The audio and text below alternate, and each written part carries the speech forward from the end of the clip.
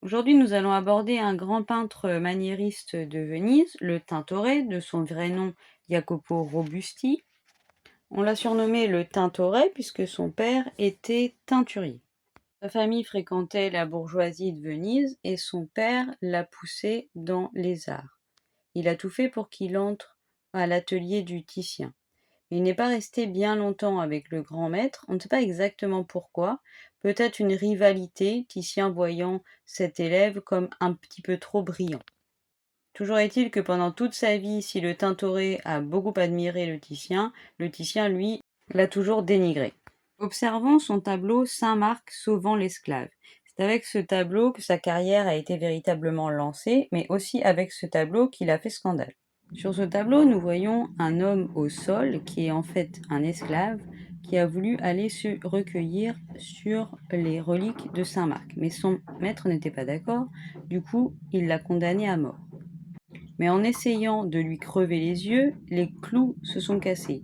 En essayant de lui couper les jambes, les haches se sont cassées également. Et enfin, en essayant de lui taper sur la bouche, le marteau s'est brisé. Nous voyons la foule complètement interloquée devant ce spectacle. Et les bourreaux, comme nous pouvons voir celui qui est debout et qui se tourne vers le maître en haut à droite, qui montre ses outils cassés. Si tout ceci arrive, c'est grâce à Saint Marc, qu'on voit arriver depuis le ciel. C'est lui qui a réalisé ce miracle.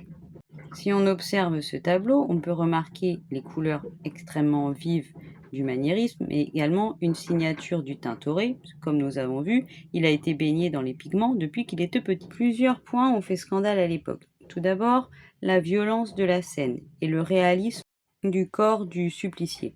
La technique du peintre également, ses coups de pinceau un peu trop vifs. On avait tendance à penser que le Tintoret se précipitait. Mais ce qui a surtout fait scandale, c'est le Saint-Marc qui arrive du ciel, un peu comme un acrobate, sans auréole, sans ange, sans nuage.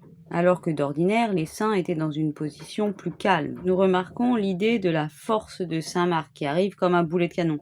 Mais pour autant, il porte une cape. Ça montre non pas la force physique, mais la force spirituelle qui a permis le miracle. Le Tintoret s'est aussi beaucoup intéressé au clair-obscur. Il réalisait ses tableaux comme une scène théâtrale, en allant jusqu'à fabriquer des petites statues en cire et en les éclairant pour voir le rendu.